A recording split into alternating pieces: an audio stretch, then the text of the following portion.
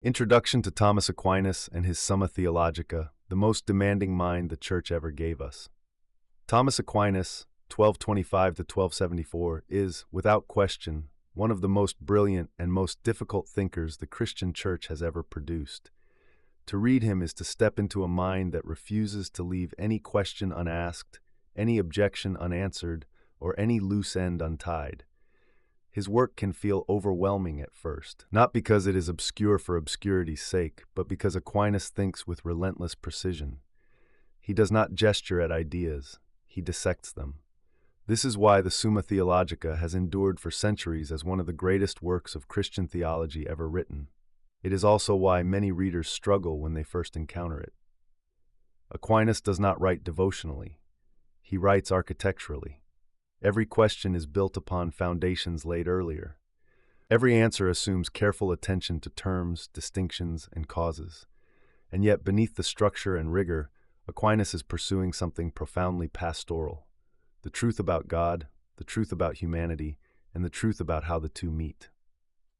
The dumb ox who outran everyone. One of the most surprising things about Aquinas is how unassuming he was in person. As a student in Paris, he was famously quiet, slow to speak, and physically large. His classmates mocked him and called him the dumb ox, assuming that silence meant stupidity. According to later tradition, his teacher Albert the Great responded to their mockery with a prophecy: "This dumb ox will bellow so loud that his bellowing will be heard throughout the world." Albert was right. Aquinas' intellectual voice still echoes across Western Christianity, Catholic, Protestant, and Orthodox alike. His brilliance was not flashy. It was patient. He thought slowly, carefully, and exhaustively. Where others rushed to conclusions, Aquinas lingered. Where others simplified, he distinguished. The result was a theological vision of astonishing depth and coherence.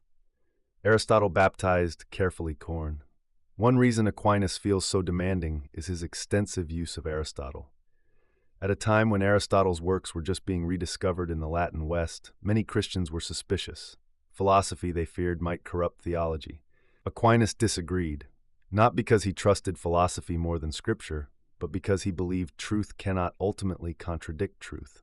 Aquinas did not import Aristotle uncritically. He filtered him, he corrected him, he subordinated him to revelation. But he also used Aristotelian categories, substance, act and potency, form and matter, cause and effect, to give Christian doctrine conceptual clarity. This is why some of what we read will feel foreign at first. Aquinas is asking questions at a level most modern Christians were never taught to think. That difficulty is real. This will be the most intellectually demanding portion of our daily readings. But it is also deeply rewarding. What we are doing with the Summa. We are not attempting to read the Summa Theologica straight through. That would overwhelm almost anyone. Instead, we are selecting what is essential. Those questions and articles that get to the heart of what Aquinas was trying to do. Explain God, creation, humanity, virtue, sin, grace, and salvation with clarity and honesty. I will do my best not to flatten Aquinas or dumb him down. He deserves better than that. At the same time, I will translate some of the more technical philosophical language, clarify his structure, and help you see what question he is really asking and why it matters. Over time, you will begin to recognize his rhythm. Objections first, answers later, reason tested from every side, conclusions earned, not assumed. Give him time. Aquinas is not immediately intuitive, but he is astonishingly consistent. Something others don't know. Aquinas did not finish the Summa Theologica. Near the end of his life, after a profound mystical experience while celebrating Mass, he stopped writing altogether. When pressed to continue, he reportedly said that everything he had written seemed like straw compared to what had been revealed to him.